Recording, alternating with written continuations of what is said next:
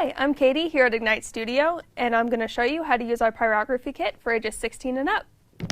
So first of all, we've got in here, we have our cleanup and instruction kit. Down here is going to be QR codes that have our instruction videos as well as a couple others, a list of everything in here, and then also some quick cleanup instructions. Next we have our manual. This is going to show you how to use the machine itself. Then we have a few safety tips. These are definitely really important to read.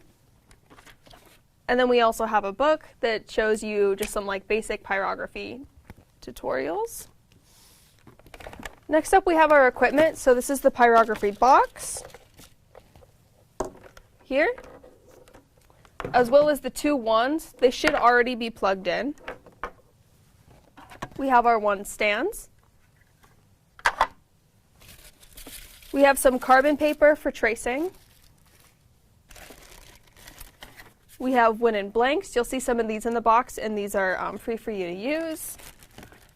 We have a stencil. A pencil for tracing. A screwdriver. I'll show you what to do with this later, but it's for adjusting the wand nibs. We have the nibs themselves. There should be 23 of them in here. We have a sample blank that kind of shows you some different temperatures and what they should look like on your piece. And last but not least, sandpaper for helping correct any little mistakes. Next, I'll show you how to set it up. So first of all, you'll take the pyrography box, and you'll want to plug that into the nearest outlet. Here at the studio, you might need an extension cord, but that's all right. We have plenty of those.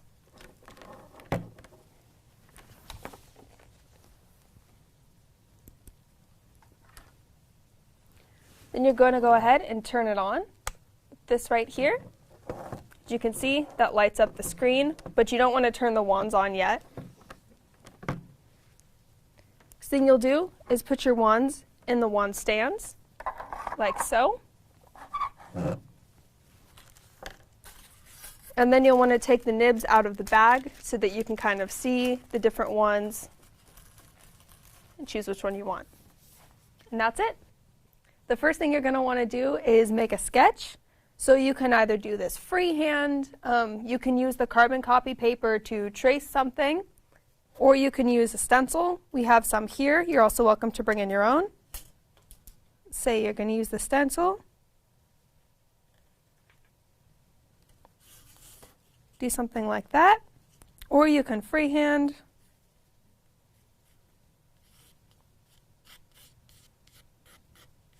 We'll go on more into that later. So once you have your sketch ready, then what you're going to do is choose your nib. So we have 23 nibs here, and that can be kind of overwhelming. But pretty much pyrography is a lot like drawing, just with a burning hot piece of metal. So you want to choose a nib that looks good for kind of what you want. For tracing, which is what I usually start with a sketch, I like to use this nib. What's great about this one is it's just a really basic line. So again, it's like using a pencil or a pen. And when you've decided what nib you want, you're going to attach it to your wand. So here we have two wands, one of them over here on this stand, and one of them over here on this stand. So you choose which one you want to start with, and you'll stick it in here. And to do that, the screws will need to be loosened, but you don't need to remove the screws at all for any reason. And then you'll just use the screwdriver to tighten the screws until they stop turning. All right, and once the nib is in there, you can go ahead and turn your wand on. So to do that, to turn on this wand, you'll flip this switch, and to turn on the other wand, you'll flip that switch. Having two wands is really cool because you can switch between nibs without having to take them on and off over and over again. So in order to get the nib heated up, you're going to turn the box to about 600 degrees, or a little bit more, and you're going to wait until the end of the nib turns red hot. Remember, whenever your nib is on, and until about a minute or two after it's cooled down, you don't want to touch the tip at all for any reason. As you can see now, it's red hot. So once it reaches that, you're going to want to turn the temperature down to where you want it to be. For our wood pieces, if you look at the sample, usually around 500 to 450 is kind of what you want the temperature to be at for most things.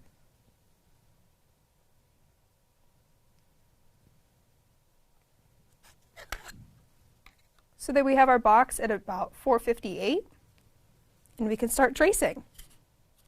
I have my finished sketch on this side,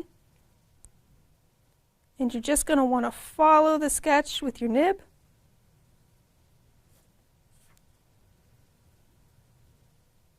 Just like you would for a drawing.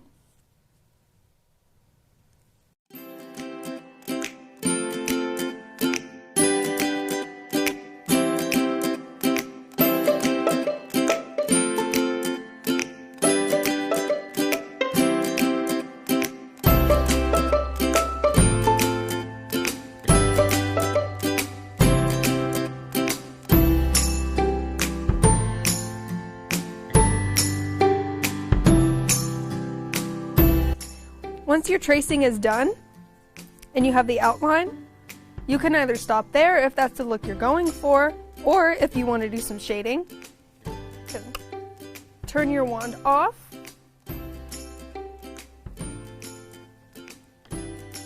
switch to the other wand.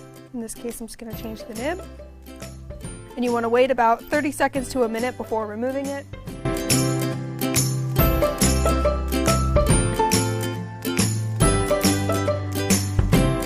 Once the nib is cooled down, then you don't want to touch it with your fingers, so you'll take the screwdriver and you'll loosen the screws and then pop the nib out like that so you don't have to touch it just in case it's still a little hot. And then you pick out another nib for shading. I like to use this one because see, it's got kind of like a broader edge, so it's going to cover more area and be less of a line and more of like a paintbrush.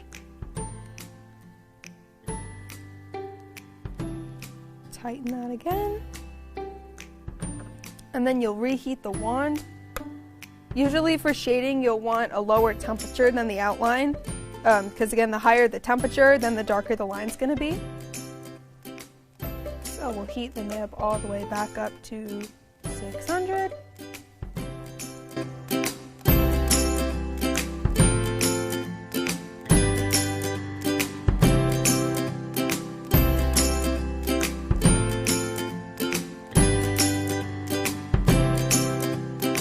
And then when it's red hot, turn it back down. This time I'm going to put it closer to 400 degrees so that it's lighter. And when you've given it a few seconds to cool down a bit, you can go ahead and start shading.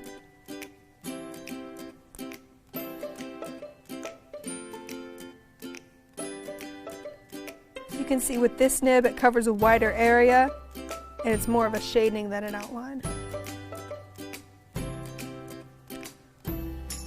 And when you start a stroke, it's going to be hotter, and then by the time you end the stroke, it's going to be a lot lighter. But to add more of a gradient, you can also go back over an area to make it a little darker. You can also turn the temperature up. You want this area to be quite a bit darker.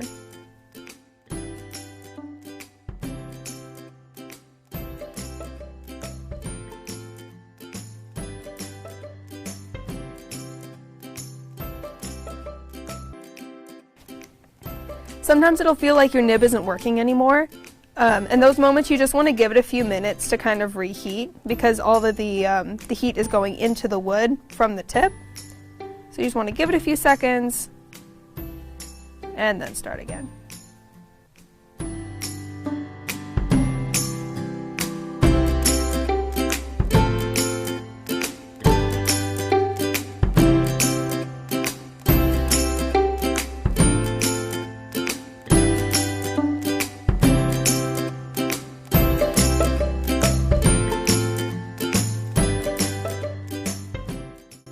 Okay, and once your shading's done, And you can either stop there, or if you'd like to go more detailed, turn your wand off again, wait for it to cool down, and choose another nib.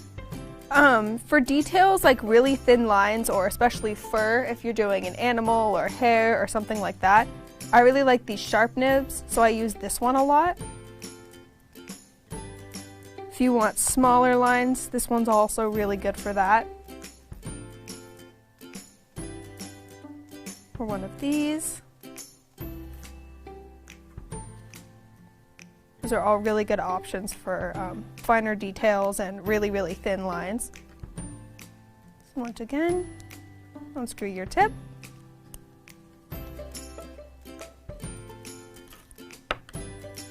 Put in the new one.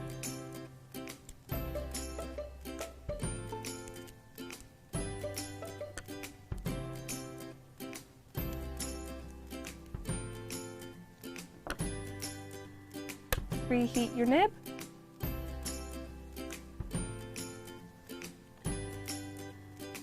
And don't be alarmed if there's a little bit of smoke. There should be, especially when the nib's first heating up. But of course, if any fire happens or if you see any like bigger sparks, we have fire extinguishers here, and you should be aware of where they are before you start. Now that it's red hot, you turn it down. And for the finer lines, I want them to be less dark than the outline, but darker than the shading. So I'm going to have them about 440, something like that. It really just depends on what effect you're looking for. And I'd advise that before you start, you mess around with like some different temperatures and some different nibs, and kind of see what results you get. Start the finer lines.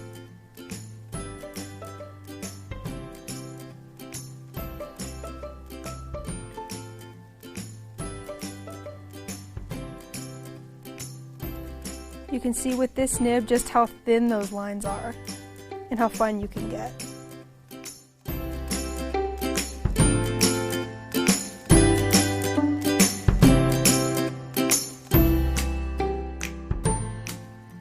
And then you're done.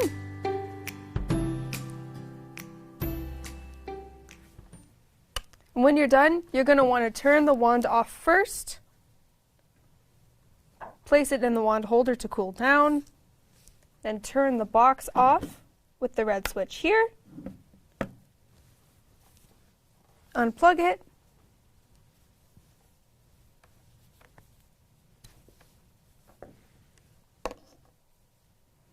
And then before you put the wands back in the box, make sure that all the nibs are removed. You want to wait for it to cool down.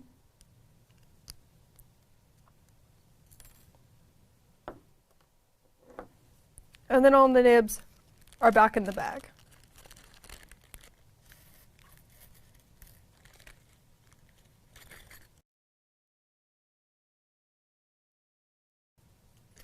And from there, you just put everything back in the box the way you found it, and you're all done. Thank you for watching. Hope that video was instructional, and now you feel confident enough to try a pyrography project of your own. Hope to see you soon.